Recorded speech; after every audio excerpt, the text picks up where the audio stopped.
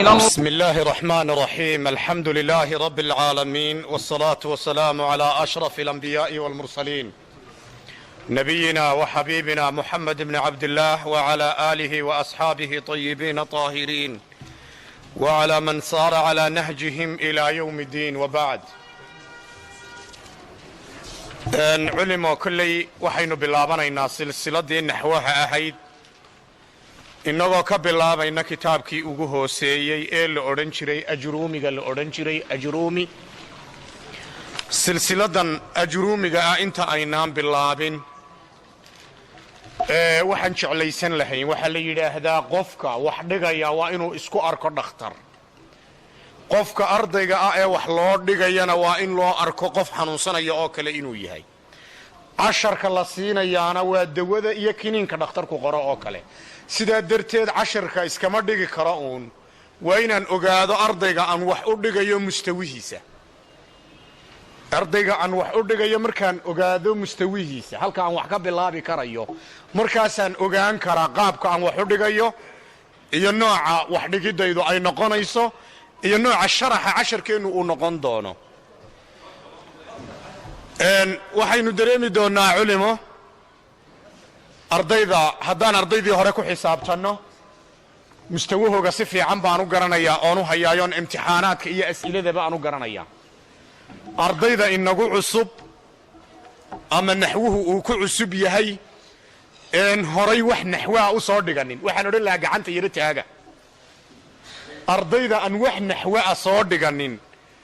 ee naxwuhu uu ku cusub yahay waxaan odhan lahaa gacanta taaga si fiican, waayo eeg xanuunkeenna haddaan qarsanno cidi xalkiisa heli mayso. waa inaan ogaano ragga cusub tiro ahaan hadduu rabbi oggolaado ardaydaa cusub marka aynu maanta casharka dhammaysanno ayaynu angalkaa masaajidka geeska iskugu tegi doonnaa hadduu rabbi oggolaado. xaggaasaynu iskugu iman doonnaa. kadibna waxaan ogaan doonaa mustawaheennu inuu ajruumiga ka hooseeyo inkastoo meel ka hoosaysaaba ayna jirin, iyo in maxaanku idhaahdaa ajruumiga laftiisa aynu qaadan karayno ayaynu ogaanaynaa. aynu iska bilaabanno kitaabkeennan waxaa la yidhaahdaa ajruumi baa la yidhaha magiciisa ajruumi. waxa qoray nin afrikaana ayaa qoray ajruumiga. waxa qoray nin afrikaana oo welibana berberiya. inkastoo berberadaa ragga qaarkood ay berberadeennan moodeen ay yidhaahdeen malaha kitaabka ajruumiga aba nin reer berberaa ay noo qoray oo dee waxaaba weeye kitaabkiiba soomaali buu noqday ninkii qoray. may barbarka waxaa loo yaqaanaa qabaa'il meelo badan dega. hadda waxay ku sii hadhan yihiin liibiya iyo meelaha ay liibiya iyo masar iyo meelaha ay hadda wax ka sii degaan. qabaa'ilka barbarka la yidhaahdo ee berberiyiinta ah ayuu ninka kitaabkeennan qoray ka soo jeeday. nin reer berbera buu ahaa ama berberiya buu ahaa, inu odhanayna berberi buu ahaa. magiciisa haddaynu eegno iyo xilligii uu dhashay ama xilligii uu dhintay dii aynu eegno sheekha kitaabkeennan qoray waxay culimmadu tilmaamaan marka ay ka warbixinayeen in la odhan jiray muxamed ibnu daawuud. magac ahaan muxamed ibnu daawuud. isaga magiciisa maxamed baa la odhan jiray. aabbihii magiciisana maxamed baa la odhan jiray, moxamed ibnu moxamed. ragga qaarkoodna waxay yidhaahdeen awowgii baa xataa maxamed la odhan jiray. waxaynu ognahay nebigeenna sala allahu calayhi wasalam sidii moxamed loogu bixiyey. ummaddeennu inay magacaa jeceshahay baynu ognahay. moxamed magacaasi meel weyn buu inagaga yaallaa. moxamed waa magicii nebigeenna sala allahu calayhi wasalam. culimmada qaarna waxay yidhaahdeen moxamed ilaahay baaba inagu abuuray magacan laftiisaa laynagu abuuray. bal hadda istaag, hal arday baan doonayaa. nacam sheekh maxamed baa idhow. sheekh maxamed istaag. bal hadda eega sheekh maxamed waynu akhriyaynaaye wuxuu noqdo. ardayda qaabil sheekh maxamedow garabkaaga midig yaro taag, gacanta in yar saadhe. haa xaggan u jeedso, gacanta midig sidaa yaro dheh, labada lugoodna yar kala fogee. hadduu surwaal xidhan yahay buu kasii qurux badnaan lahaa. waar ma arkaysiin miimkani madaxan inuu miimkii yahay? madaxani waa miimkii, gacanta yaro taagani waa xa'dii, dhexdan malaasani waa miimkii dambe, daalkiiyo rugcaha ma arkaysiin? labadan lugood waa daalkii oo rugcaha weeyaan qaabkii rugcada u qoran weeyi kolka haddii aynu eegno qaabkan ilaahay inoo abuuray haddii aynu eegno ragga qaar baa qabaa inuu magacii nebiga sala allahu calayhi wasalam muxamed inaynu ku samaysannahay oo qofku uu yahay magacaad akhrin karaysidba inuu yahay ayay eegeen sheekhan wuxuu caan ku ahaa ajruumi buu caan ku ahaa luqadda uu ku hadlo ee koobaad ma ahayn af carabiye barbar bay ahayd barbar ayay ahaan jirtay luqadda koobaad uu ku hadlaa sheekhu wuxuu dhashay 6,627 markay taariikhda hijrigu maraysay 627 ayuu sheekha kitaabka qoray dhashay geeridiisu waxay ku beegnayd ayaa la yidhaahdaa markay taariikhdu ahayd 723 maalin isniin ah cadceeddu markay duhurka sidaa u yar dhaaftay ee xagga casarka ay uga badatay bisha safar 10 dharaarood ay ka dhiman yihiin ama safar 20 ay tahay inta ayuu sheekhu geeriyooday allah u naxariistee kutubta uu sheekhu qoray marka aan doonayno waxaa laga yaqaanaa 2 kitaab midi waa kitaabkan hadda aynu baranayno ee ajruumiga la yidhaah midna waa kitaab 7 alqiraa'aadka kitaabkan xirzulamaaniga la yidhaah ama shaatibiyada uu ku sharxay oo sharxu shaatibi loo yaqaan labadaa kitaab ayuu sheekhu wax ka qoray oo la og yahay qoraaladiisii iyo kutubtiisii waxaa la ogaaday culimmadii luqadda halkan soo gaadhsiisay luqadda carabiga ah inay carabtu ku yaraayeen baa la ogaaday luqadda carabiga ah raggii kutubta waaweyn ka qoray raggii qawaacidkeega sugay raggii luqaddu siday ahayd u qoray sidooda horta carabtu way ku yaraayeen siba weyhi baa ugu horreeye siba weyhi dee ma ahayn nin carabiya ma ahayn waxaa la isweydiiyey maxaa kelifay ama keenay inay ragga luqada u dhashay ay iyagu sidaa noqon waayaan baahidan badan ee la dareemayo luqadda loo qabo ka luqadda u dhashay ma dareemayo ka laakiin luqadda aan u dhalanin ee doonaya inuu diinta islaamka wax ka barto kaa ayaa baahida badan dareemaya ama baahida badan doonaya baahidii badnayd waxay ku kalifaysaa inuu wakhtigiisao dhan luqadda geliyo kadibna wuxuu noqonayaa qofka ka dhex muuqda ee aqoon ahaan iyo taya ahaan iyo qaacide ahaanba waxa uu sharxayaa ay yihiin wax sax ah ayuu noqonayaa markaasuu noqonayaa ninka lagu kalsoonaan karo ee la qaadanayo sharixiisa iyo hadalkiisaba bismi illaahi araxmaani araxiim culimo bisinka ayaa ugu horreeya wax lagu bilowdo bismi illaahi araxmaani araxiim culimmadu inta badan way ku bilaabataa waxaa bisinka loogu bilowdaa ilaahay baa subxaanahu wa tacaala kitaabka kariimkaa ku bilaabay bisinka waa ta'asiyan bikitaabi illaahi tacaala ilaahay baa qur'aanka inoogu bilaabay bismi illaahi araxmaani araxiim ama suuradaha qur'aankaa inoogu bilaabay waxaa la og yahay kitaabka bisinka waxaa la og yahay oo lagu yaqaanaa cajaa'ib badan oo dadka bisinka isticmaalaa ay leeyihiin dadka bisinka ka tagaana ayna lahayn waxaynu dareemi karaynaa bisinka bal hadda eega gabadh yar oo waxaa jirta yuhuudi ay dhashay qoys yuhuudiya ayay ka soo jeeday gabadhaasi waxay la ciyaari jirtay ciyaal muslimiina ayay la ciyaari jirtay ciyaalkaasi waxay qaadaanba bismillah bay odhan jireen ama bismi illaahi araxmaan araxiim gabadhii mar kastay bismillah tidhaa ama bismi illaahi araxmaan araxiim ay tidhaa hadda hooyadeed iyo aabbaheedba gabadhan waa yuhuud oo yuhuud bay ka soo jeedaa waxa dhacay inay waalidkii dhalay gabadhan yar ay ku xanaaqaan waa la garaacaa waa la edbiyaa waxaan iska daa muslimiinta niman la yidhaah baa le iska ilow gabadhii yarayd waa laga kari waayey bisinkii hooyadii gabadha dhashay ayaa istidhi inantii yarayd sumee waxay gaadhsiisay cadaawadda ay inanteedii u qaaday inanteedani bisinka waxay ka baratay ciyaalka ay la ciyaartay muslimiinta waxay istidhi hooyadii inanta dhashay ilmahaagan yar wuu kaa islaamaye oo kuwa xunxun buu kaa raacaya bay istidhi sumee cuntadii ayay sun ugu dartay cuntadii markay sun ugu dartay ayay tii yarayd soo qaadatay cuntadiioo dee iskama cuninuuna bismillaah bay tidhi sidii ay awal horeba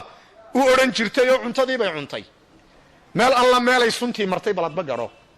inantii yarayd waxba suntii kuma noqon hooyadii dhashay ayaa tidhi wixii aad cuntada ugu dartay sunba ma ahaynoo hambadii inanta ayay soo jiidatay markaasay hooyadii hambadii inanta cuntay oo bartii kalama dhaqaaqin halkii bay ku dhimatay oo naftu ay kaga baxday waa cajaa'ibta loo soo joogay ee culimmada ahlu xadiidku ay ka qoraan welibana bisinka bismi illaahi araxmaani araxiim bismi illaah ilaahay magiciisa laba macno ayay culimmadu yidhaahdeen bisinka waa lagu macnayn karaa bismi illaah ilaahay magiciisa iyo bismi illaah magaca allaah ah idaafada ayaa marna laamiye laga dhigay marna bayaaniye laga dhigay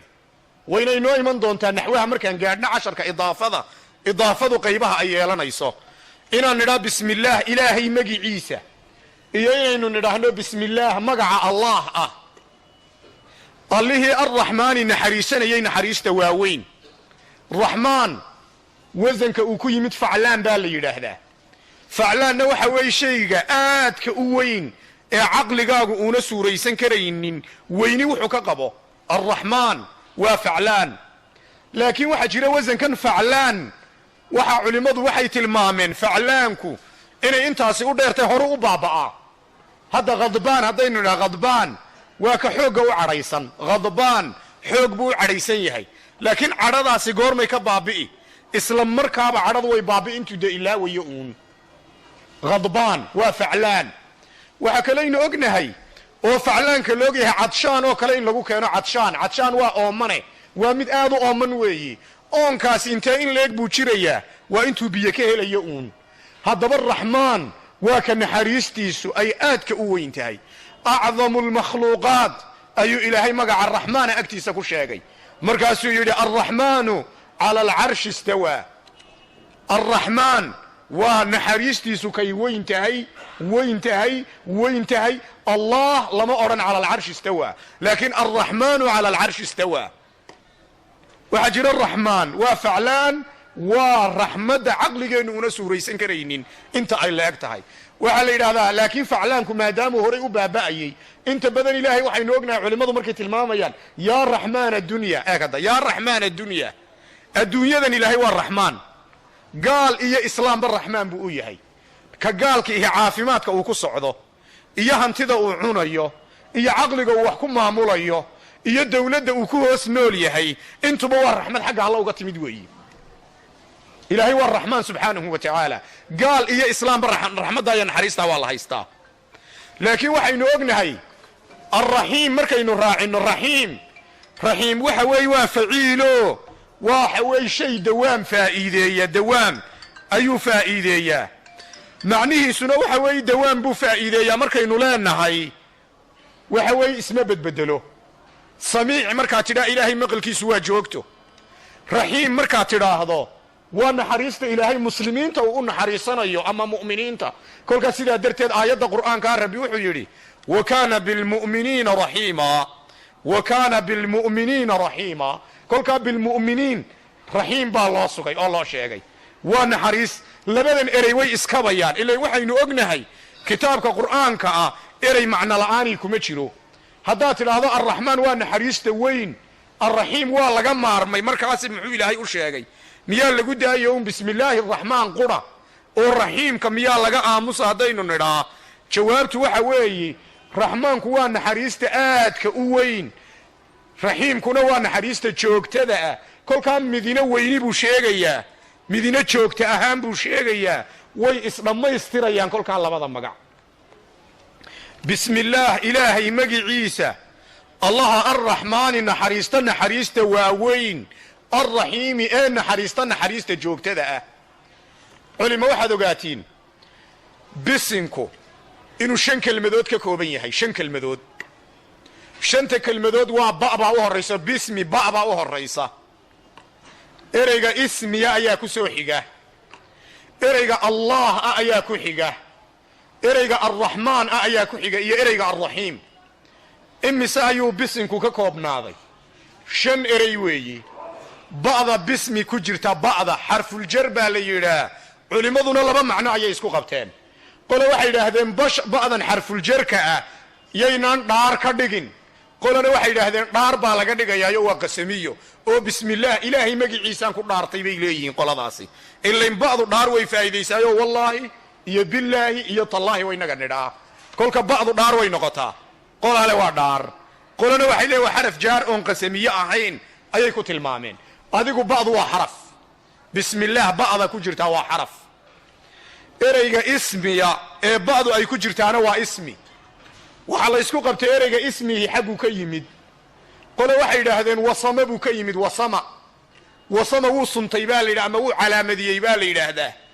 ilaahay baa aayad qur'aana ku yidhi sanasimuhu cala alkhurduum, sanka dushiisaanu ka calaamadinaynaa. wasama wuu calaamadiyey. ismigu waa calaamad, markaa magacaagu waa astaantii lagugu garanayey. magacaagu waa astaantii lagugu garanayo. ficilkiisu waa wasama yasimu simatan weeyi. ismi kolkaa wasame ayuu ka yimid, ficilkiisu waa wasama. qolana waxay yidhaahdeen ismigu wuxuu ka yimid samaa. samaadana waa cirkan inaga sarreeya, waa samadan sare oo kale. samaa kor buu u kacay, yasmuu kor buu u kacayaa, sumuwi kor u kac. kolka ismiga kor baa loo kacaayo haddii adiga iminka magacaaga la sheego madaxuun baa taagi, adigoo dhegta taagayo saalun baa lagu arkayaa. magaca kor baa loogu kacaa. markaa waxaa kaloo jira haddii magac xun laguu bixiyo dee dunida waa lagaa reebay, laakiin haddii magac wanaagsan laguu bixiyo dee magac baa laguu yeelay oo kor baa laguu qaaday. waxaynu ognahay diinta islaamkuna magaca xun in laysku bixiyo way naga reebtay.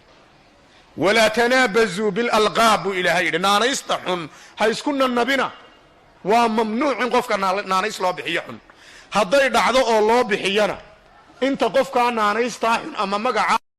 loo isticmaalayo dembi ayaad ku leedahay, walow abad dhimatide dembi baa kuu soconaya. markaa bismillah ereyga ismiya waxaynu nidhi waa la ysku khilaafay ficilkiisa. qola wasama bay yidhaahdeen weeyi ficilkiisu wasama yasimu oo waa calaamad. qolana waxay yidhahdeen waa samaa yasmuu oo waa korukac. bismi allah marka aan doonayno, allah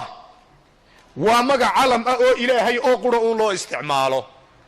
xataa carabtii jaahiliga ahayd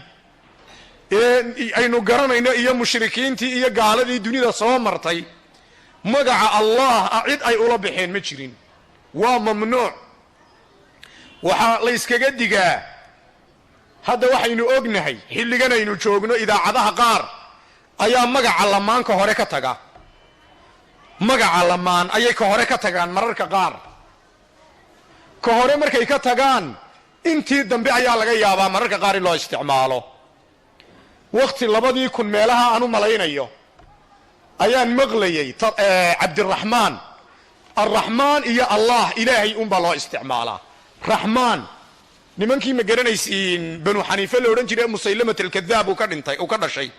musaylame ninkii la odhan jiray nebinimada sheegtay, nimankaasaa u bixiyey musaylame raxmaanulyamaama bay yidhaahdeen. ilaahay wuxuu abaal uga dhigay in kadaab la raaciyo mooye in la garan waayo. musaylama cidi garan mayso. kii taageersanaa baan xataa garanayn musaylama. ilaayo maxay la raaciyo musaylamatulkadaab. ninkaasay raxmaan u bixiyeen, raxmaanulyamaama. kolka magaca allah ah ilaahay unbaa loo isticmaalaa.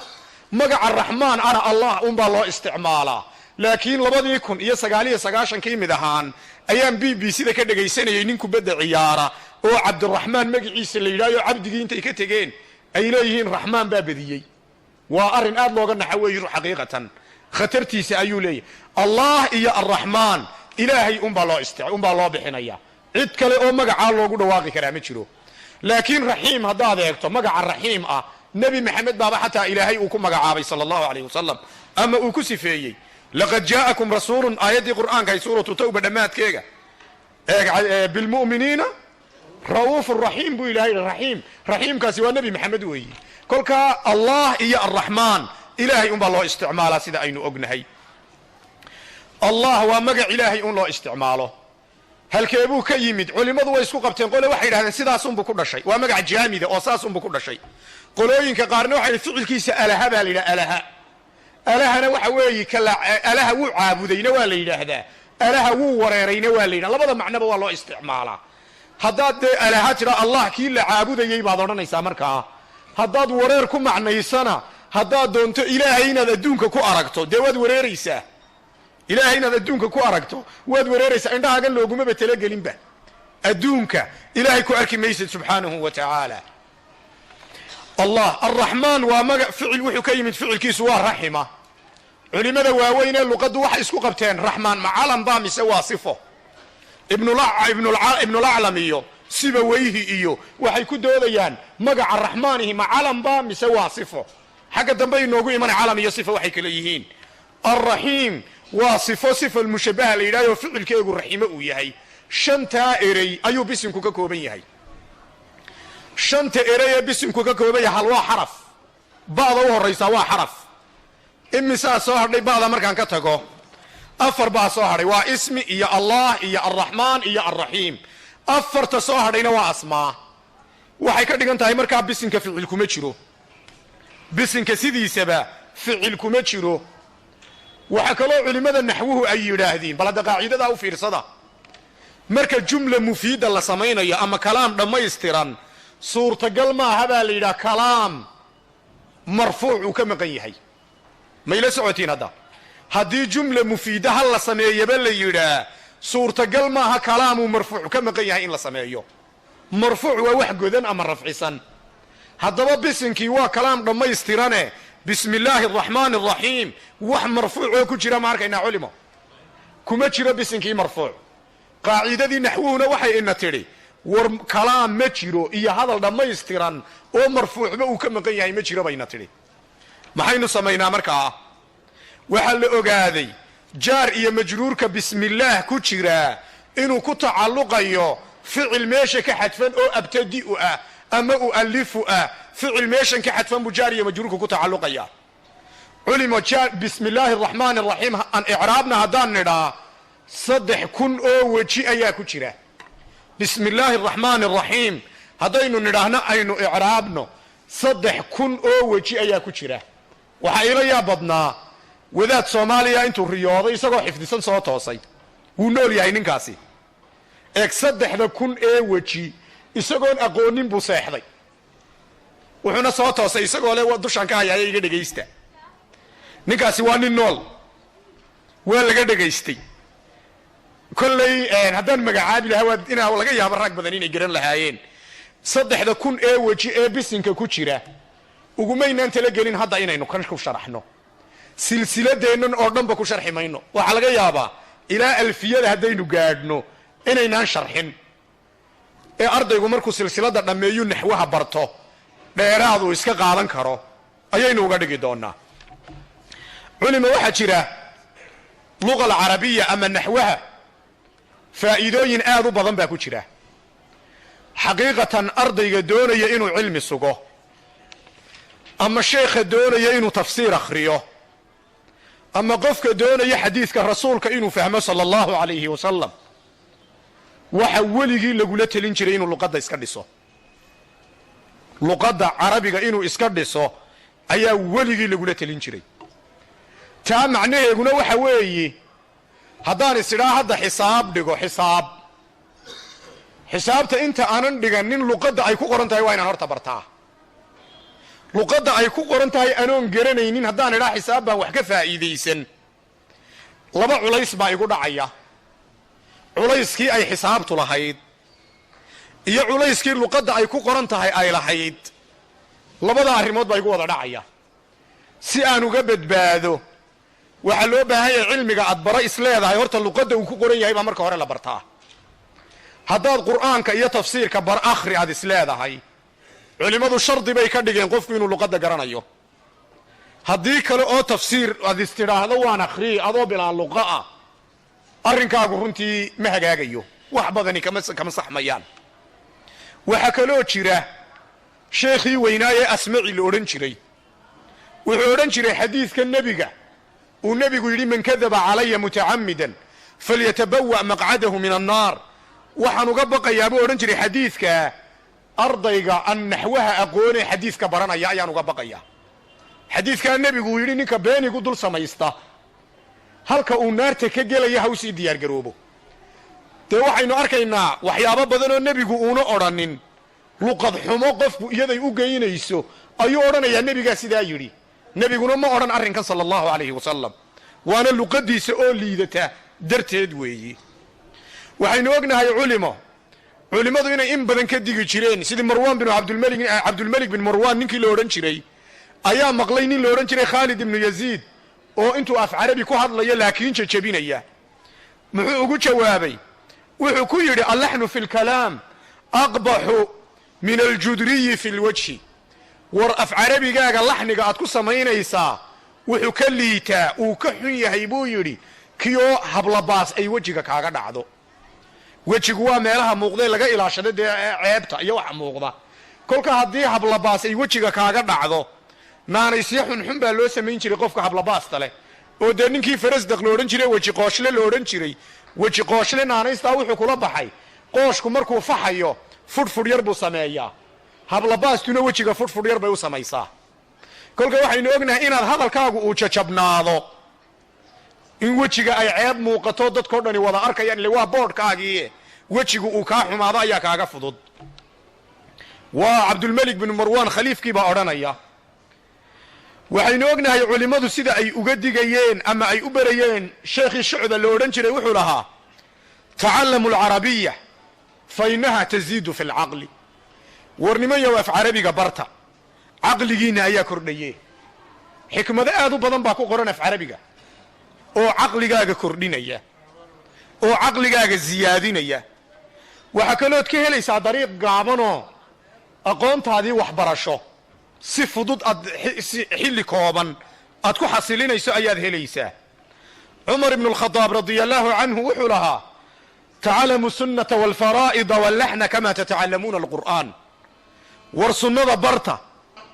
oo faraa'ilka cilmiga la yidhaahayo dhaxalka a barta oo laxniga barta laxniga si aad iskaga ilaalisid waa inaad barato hadalkaagu wuxuu ku jabnaanayo iyo hadalkaagu wuxuuna ku jabnaanaynin welibana xaqiiqatan marka la doonayo waxay soomaalidu odhan jireen ninkaan sheekh lahayn shaydaan baa u sheekha cilmigan cidad ka baratay waa inay jirto cilmigan cidad ka baratay waa inay jirto ood ku abtirsan kartaa ood odhan kartaa aniga waxaa igu sheekha hebel hebelna waxaa ugu sheekh ahaa hebel baa ugu sheekh ahaa asaas silsilad waa inay jirto ilain waxaynu ognahay lowla lisnaad laqaala man shaaa maa shaa ummaddeennani waxaynu nahay ummad weyn warkoogao dhan isnaad uu ku sugan yahay baynu nahay sidaa darteed waxay mahmaah carbeed baa ahayd man dakhala waxdahu kharaja waxdahu haddaad tidhaa anigaa cilmiga isbari kelidaa haddaad kitaabka soo qaadato kelidaa adigoo ah unbaad kitaabkaa dhammayni mas'alo qura adoon ka faa'iidaysanin baad kitaabkaa dhammayni waa inay jirto cid ku hagaysa oo kule cashirkaa sidan u akhri halkan khada' baa ku jira halkani waa sax akhriskaagu wuu fiican yahay nus weeyi dhinacaa ka soo dadaal waa cid kula socon kartaa waa inay jirto waxaynu ognahay haddii qofku uu is yidhaahdo keliday baa isbaraya waxyaabaha ka dhalan kara nin baa xadiidka akhriyayey kelidii sidaynu ognahay oo xadiidkii ma garanaysaa xabatu sawdaa'i dawaa'un likulli daa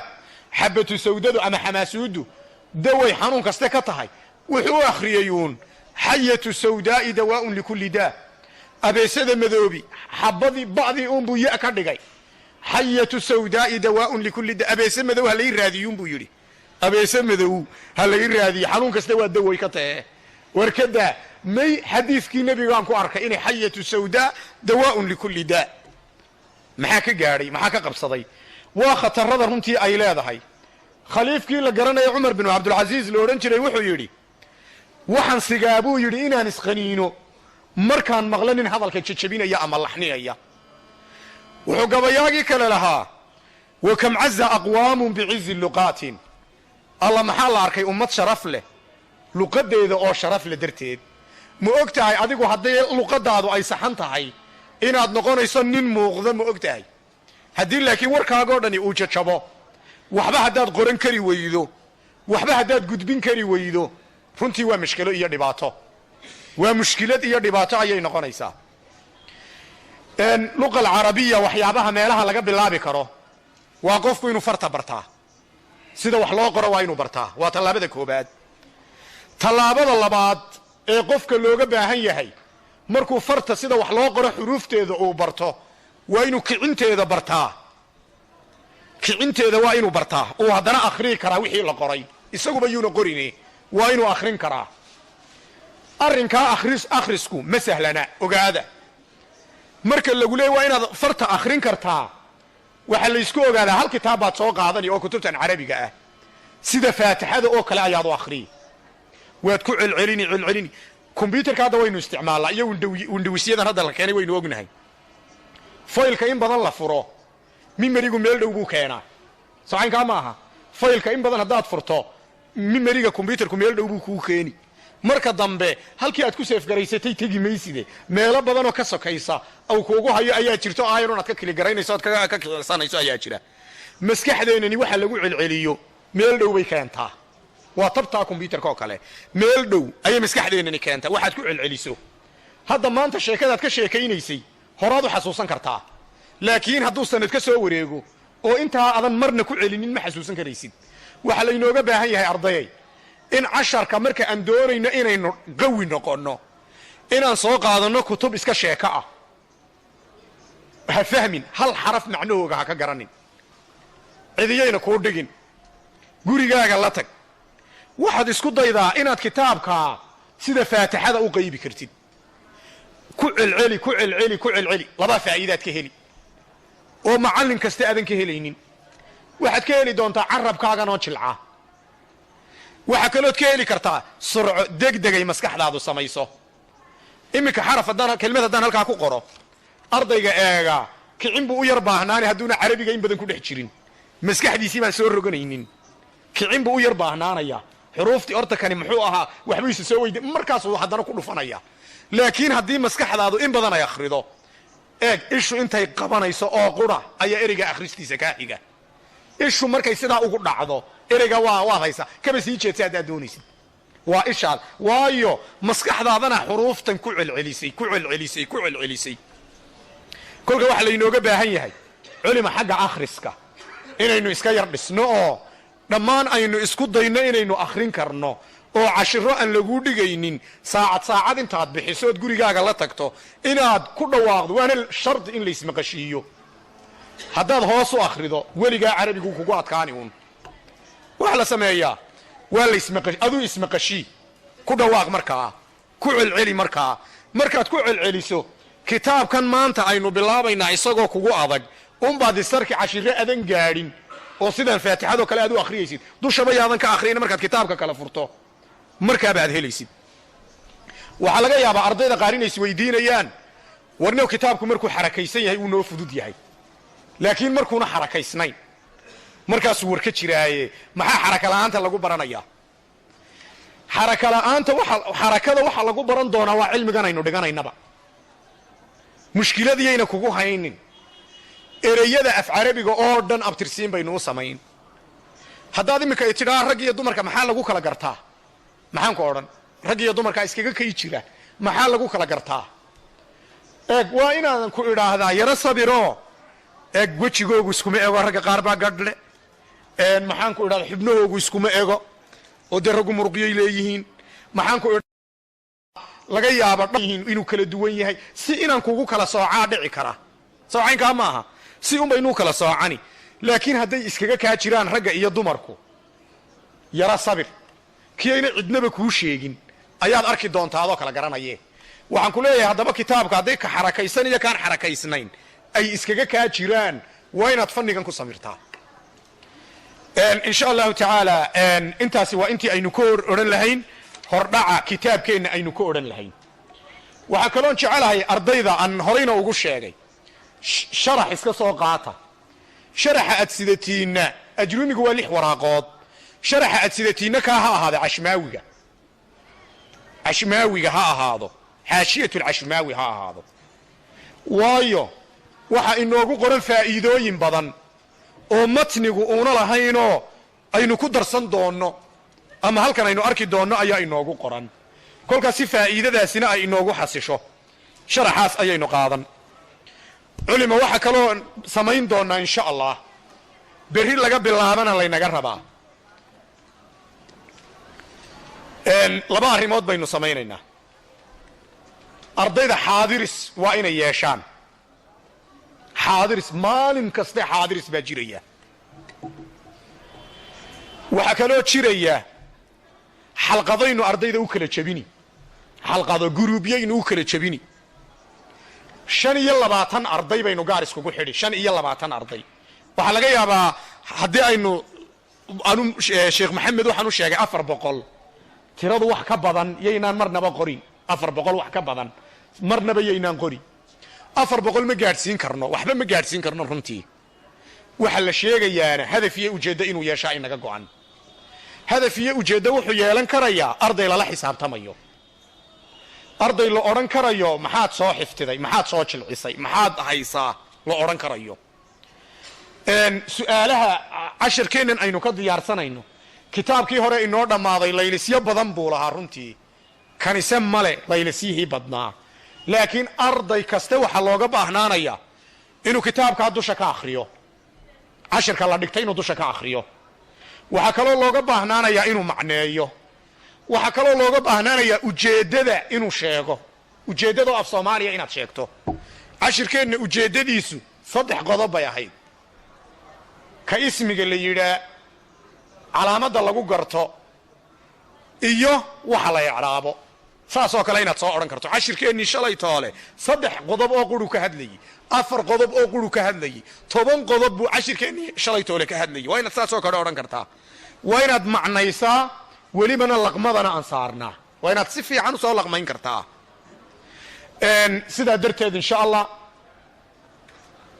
markaan ka baxo maqribka saacad baa ka dhinaanaysa. ardayga casharka waxa isqorayo oo qura 2 saacadood ay diyaar u yihiin. 2 saacadood waa labadee, saacadda aynu dhiganayno iyo saacad iga dambayso oo 25 xalqadoodeen u samaynay, halkana lagu soo raacan doonaa, halkan lafteeda ayaa lagu soo raacan doonaa, oo 25kiiba gaar bay u soo raacanayaan insha allahu tacaala. hadday dhacdo oo arday uu jaro, hadduu arday jaro, ganaax baynu ka yeelanaynaa. ganaaxaana guddida ardayda ayaa samaynaysaa. runtii waxaan ogahay 6 bilood ayaa arday beri dhaweyd waxaa ii yimid 6 bilood arday Yurub ka timid. waxay igu yidhaahdeen maxaan xasilin karnaa 6 bilood baan joognaaye. waxaan ku yidhi haddaan si dhaba u wada hadallo oo waxaynu ku heshiinay aynu ka soo baxno, wax weyn baad xasilinaysiin. nimankii waanu isku nimid, waxaanu ku heshiinay ardaygu hadduu casharka uu jaro, ilaa 30 arday meelahaasay ahaayeen, hadduu hal cashir jaro ama ka masaajidka lagu soo raacanaya ardaydu ay ku soo raacanayaan hadduu jaro, inuu 30kaa ardayba 30 kitaab u soo iibiyo. 30 kitaab oo laga yaabo min $5 eegada 30 kitaab oo min $5. ganaax ka fudud baan markii hore qaataysnay. waxaanu isnidhi ardayga wiig ma ka eridiin baanu isnidhiyo ha imanin ma tidhaahdin. haddaad ardaygii erida faa'iidunbaa dhaafaysa, ardaygani waxba kula qabsan maayo, cashirkiibaa dhaafay, waxa weeye wax alla waxaad u soo kordhisay ma jiro. dad arday tidhaahdo cashirkaasaad ka maqnaanaysaa, waxaba yaraadee soo kordhay ma jiro, ardaygaa u soo kordhay. laakiin waxaanu isnidhi meel kale ka eego oo ardaygii waa arday danaynaya. waxaanu isnidhi 30kaa arday uun 30 kitaab ayaad u soo iibinaysaa. raggii wallaahi waxa iigu dambeeyey kelmad alla kelmaddaan soo qabtay iyagoo dhakada ka icraabaya. kelmad alla kelmaddaan soo qabtay iyagoo ila niyo waxay nala tahay naxwii nagu adkaa inuuna kan ahayn. naxwii nagu adkaa ama aanu moodayna inaan la baran karin kan maaha bay igu yidhahdeen xataa. waayo dee annaga si kale un baanu wax u akhriyaynay bay yidhaahdeen. si kale un baanu wax u qaybaynay, si kale unbuu wax noole egaa, si kale un baanu wax u baranaynay. waxaanu aaminsannahayba icraabka gebigiisa 4 cashar baa lagu soo ururin karaa. ardaygu markuu 3 kitaab naxwaha ka dhigto, 3 kitaab icraabka gebigiisa 4 cashar baa lagu soo ururin karaa. 4 cashar macnaheedu waxa weeye naxwuhu nuxurkuu ka hadlaa 4 cashar ku soo ururi karaa. soo maydaan maqal naxwu inuu 3 qodob oo qura ka hadlo. naxwaha gebigiisu muxuu ka hadlaa? 3 qodob oo qura ka hadlaa. dee ma 3daa qodob baad adugu sii kala baadbaari kari waayeysaa. wuxuu ka hadlaa naxwuhu waa caamilka ka shaqeeya ee caamilka la yidhaah, iyo ka macmuulka la yidhaah ee lagu shaqeeyo, iyo camalka oo shaqada lafteeda. 3daa qodob oo qura weeyaan naxwuhu. haddaad baab kaste hadda soo qabato ood tidhaa baab hebel ka waran, ama caamil baynu ka dhigi, ama macmuul baynu ka dhigi, ama camal baynu ka dhigi, ama labadiiba 3diiba waynu ka wada heli doonaa. kolka insha allahu tacaala culima maanta hordhac ayuu inoo noqonayaa. berri ayaynu cashirkeenna si toosa u bilaaban doonaa haddii ilaahay yidhaahdo. liiska ardayda wadaadka sheekh maxamed ayaa kolley ardaydii hore hayay. istaag sheekh maxamedow. sheekh maxamed ayaa hayay liiskii hore ardayda. waxaanan jecelahay ardayda ma ragga iska dhegaysta isla wahalkooga, laakiin ardayda liiskaa gelaysa ee liiskaa aan doonayo inaanu isku aragno, arday 2 saacadood soo bixiyey waa inay noqdaan. saacadda aniga aan isor fadhinno iyo saacad masaajidka ay sii joogaanoo cashirka ay sii akhriyaan waxaa kaloo jira insha allahu tacaala 6 bilood muddo ka yar